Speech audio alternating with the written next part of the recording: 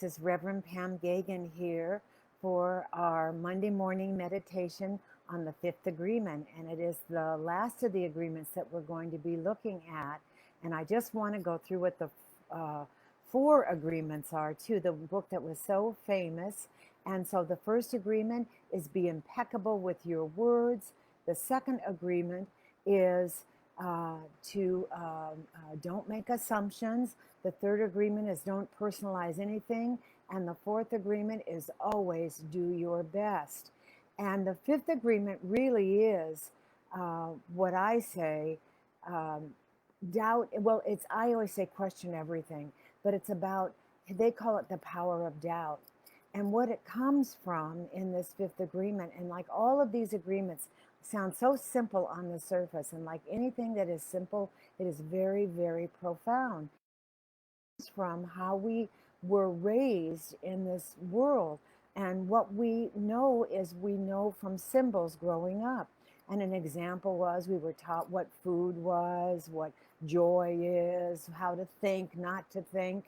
And so we become programmed and we don't listen to ourselves. So this is really of doubt and questioning who you are. And as Krishna and everybody else said, the sages throughout the ages, is the one thing that we do have in common is that thread of love from the divine. And in the fifth agreement, Don Miguel Ruiz and his son talk about how Garden of Eden, all those stories about awakening, and that's what we're trying to do, awakening to who we are. The most important thing we're here to do is to bring that aspect of the soul, of the divine into. And so it is that dichotomy of being awake and then listening to who you are in the truth.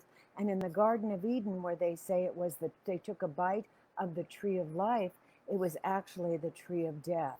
And the death was the separation from our source, because who we are is so much greater than this body and even what we think. So, in this, when you inquire within and question everything, you become more awake. And it's not about um, um, good or bad, right or left, up or down, side to side, whatever it is. It's about looking at both aspects of everything because we are like artists. We truly are in our images and our mind. So even our symbols, what we see in the world is our perception of that symbol. I may see a tree and, as I said before, only see the sky behind the tree, and then the tree comes to life. You may look at the tree and see the tree, and then the sky comes to life. We paint who we are and our perceptions. So we are artists of our own soul. We are the creators that create the creation of the oneness as us. So, in this fifth agreement, as we spend time, I'm going to be doing a lot more silent time today, especially asking you to inquire within, to absolutely inquire within and check. And, and the question for the a question for you is the question is that you go within and say, who am I? Am I this body? Or where I live? Am I my children? Am I my job? And figure out as you go layer by layer by layer underneath who you are, and who you are is so much more magnificent than you could ever imagine. So we're just going to go straight into relaxation now. And then I will be saying a few things about the fifth agreement, but it is about that dichotomy of finding out what truth is as you, the creator, creates its highest and good on this planet. And then we'll go into discernment also during these coming days of how do I know what the highest and good is for myself and all. So now we're just going to take our energy wands and straight from the head, all the way up from the head, all the way down the crown, relaxing the eyes, relaxing the jaw. You maybe even feel you be slack jawed, relaxing the throat. See that energy because you are just pure, pure energy. So just going within, seeing that light come down all of the body, relaxing the arms, the elbows, the lower arms, the wrists, the hands, going down the spine, vertebrae by vertebrae by vertebrae. Just relaxing the spine.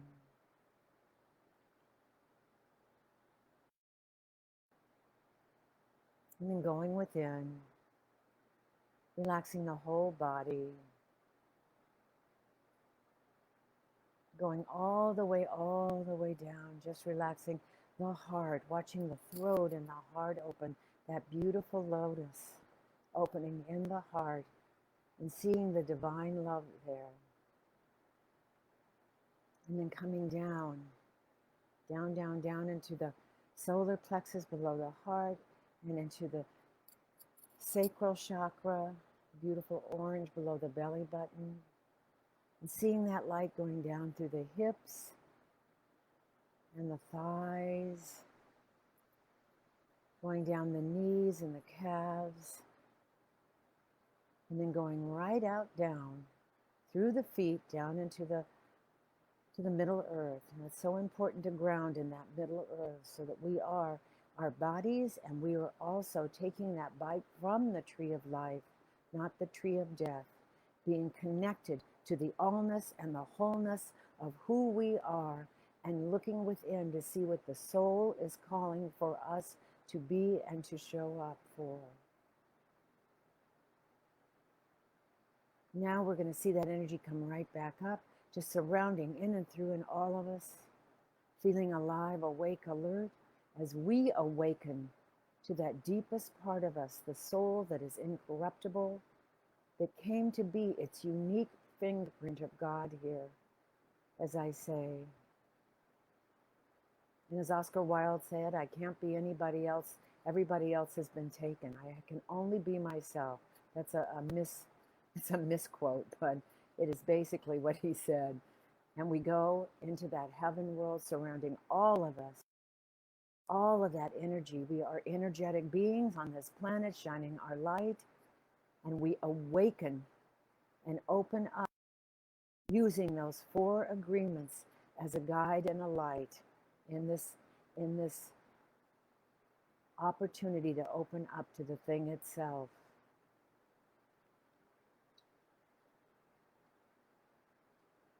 And it is being impeccable with the word. My thoughts are powerful, so I inquire within to see what is truth for me. And the most important thing in this awakening and awareness is the awakening part. And then the second most, which is equally important, is the listening part, to see what other pictures people have painted and in their lives. And then going within and seeing where the truth resides within me and what new truths are revealing by me. So in this perfect balance of light, the yin, the yang, the dark, the light, the self-inquiry, I awaken to who I am, but most importantly, in the power of doubt, I listen deeply to other people. And then I go to that highest and best within me, where there is peace, there is love, there is light, and there is knowing that something is happening beyond, through me, as me. I call it divine spirit. So now we're going to breathe in those 3 breaths as we totally connect and just feel that light coming up from the feet all the way to the heaven world and then back down again as we breathe in. And I always use the image of, or the word, or the picture that I paint as the creator that creates my world, God, which is the thing itself. And when I say God, for me, it is everything. It is the earth, the wind, the sun, the moon, the stars, the ground, the earth, the sand, the sea. It is everything. And it is that breath of life that's breathing me, and that love of the one divine heartbeat throughout humanity. So I'm going to say, God is. You can use whatever deity or whatever symbol that awakens you to the deepest part of you. So on the in-breath silently, God is. And on the out-breath with a I am and a and two more. Just relaxing in.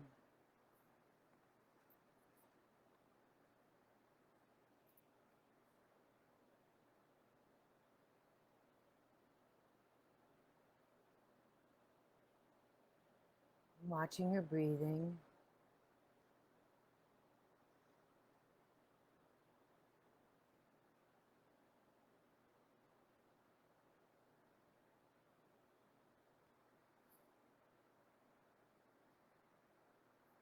And I am questioning everything deep within me. I am skeptical,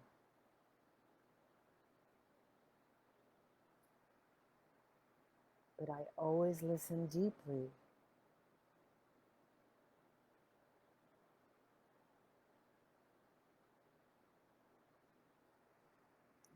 When people present symbols with their visions and their words, I listen deeply to myself, I listen deeply to them, and then I see if I agree with their truth or even parts of their truth.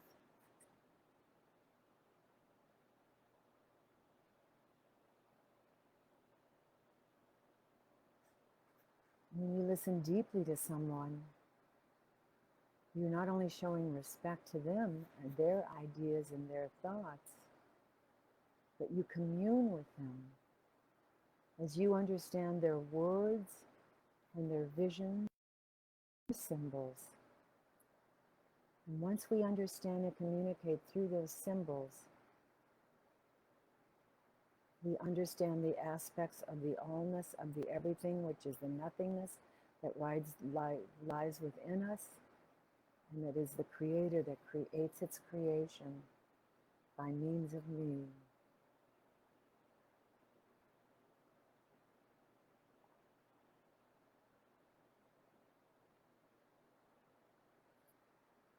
So as an artist, when I use that intuition and I paint my picture, my creation from that intuition,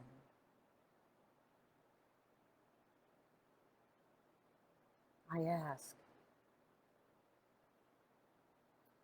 is it the truth? Is it really the truth? Is it the reality of who I am or the reality of someone else, another artist who paints their picture in a unique way, just as I am doing?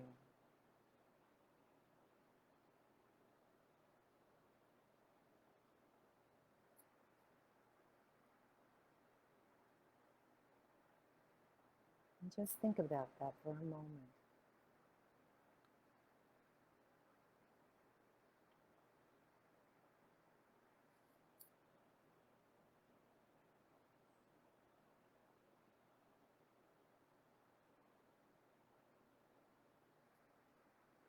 And in that inquiry, that power of doubt, that skepticism, both sides, as I stay in the I am, personalize these words, please, knowing that there is only the one, the one, the one. I am responsible for every message I deliver and receive. So I take those breaths before responding. I am impeccable with my thought and my words. And in the skepticism, I check. I listen deeply, but I listen deeply to my awareness also. I listen to others, and then I go into that place of awareness.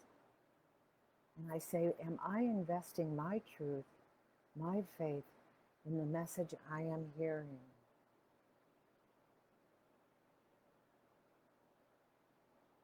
I am not believing every message I hear.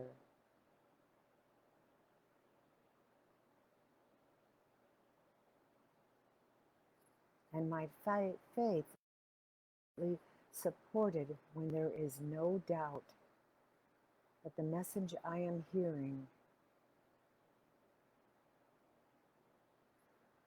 resonates 100% with the highest vibration of my soul.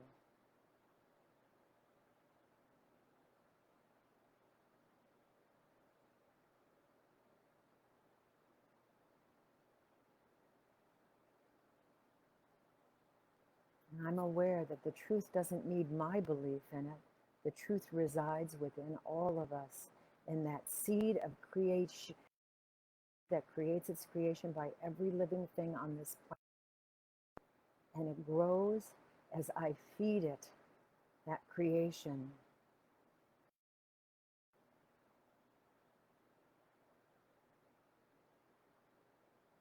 And so that which does not serve the highest and best within me and all, that embraces the allness of the growth of life, and I know that I know that I know without a doubt it is the truth of my spiritual being, I speak those words.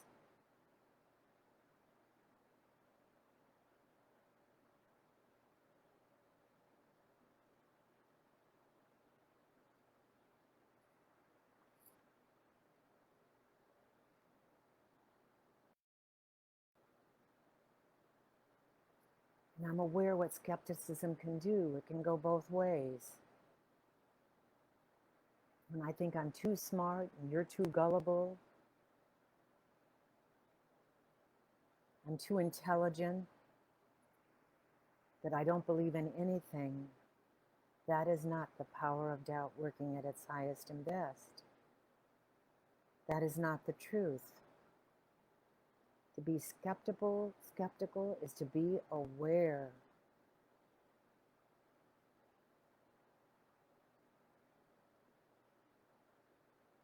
And that other people paint their pictures, that my truth is of being that highest and best. And so my truth reflects the highest and best in the deity and in the faith and the belief of something greater than I am, that is pure love, and showers that love not only on me, but in and through and as me on all people. And if that truth meets less than that requirement, it is divisive or hateful or mean. It is not the truth of my being. I resonate with the highest and best as I embrace that truth. And my perception is my reality in that oneness.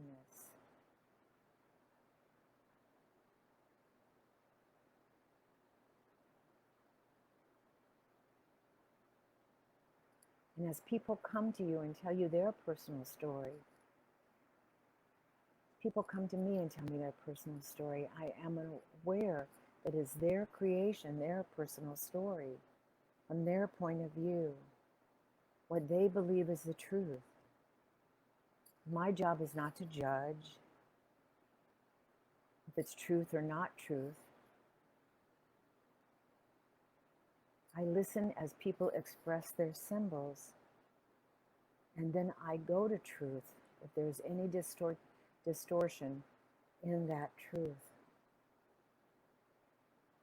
Because I know that I know that I know, and the words that I express will paint a new picture, a new heaven on earth. And I leave with a story today. As a practitioner of science of mind, we are taught to hold the high watch for all, beyond personality, beyond the words that someone is saying that paint their picture. We speak the highest truth from being impeccable with our word. We don't personalize anything, and we always do our best. And there was someone who came to me one time when I was a new practitioner, and this is a true story, and they asked me to treat for them, to do affirmative prayer for them, to end up with someone else's husband. And I knew all the players involved, and I knew that the husband loved his wife too. And so, where is the truth in this? The truth is that the truth will always outpicture in its highest and best. And so, what I went into affirmative prayer with for that person was to know that all of the qualities and all of the feelings that they had when they were with that person that made them so happy, they found in a partner that was available and even more available and more joyous than that which would have caused many lives to be upset. So I went beyond the situation, beyond the words, beyond the picture painted, and I saw that person in their awakening of the qualities they wanted in a soulmate, to attract that person unconditionally in their life and to let go of anything that would cause harm in others' lives. So in all situations, as I leave here today, I ask you, look deep within to see what the highest and best for you is. In this prayer field, erase all negative things that keep you from embracing the good waiting for you to open up to it. In this field, this wonderful heavenly field, the truth. And once you know that truth, defend that yes, while listening respectfully to other people's opinions. Know that when you rise above in this prayerful field and meditation, limitless possibilities await you in your awakening as you say yes. As you make that choice to transcend, transmute, and uplift your happiness quotient. Again, as I go back to the I am one with the happiness quotient. I'm uniquely my own joyous experience. And that is as the artist that I am. That is the picture I choose to participate, because I am choosing heaven on earth instead of miring in the muck that slows down my spiritual maturity. I'm opening my mind and my heart to the wholeness and as I return to the holy ground of my soul. I am beyond my personality, beyond my challenges. I am the Creator, the God Spirit, in the likeness of the divine.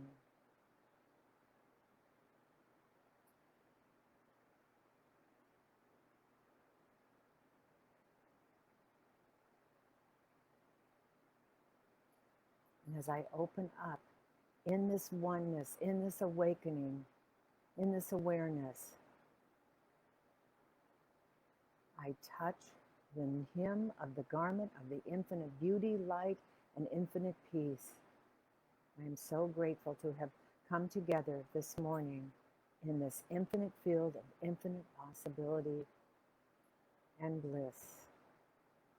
And this is what it means to return home to the frequency of joy, love, and bliss.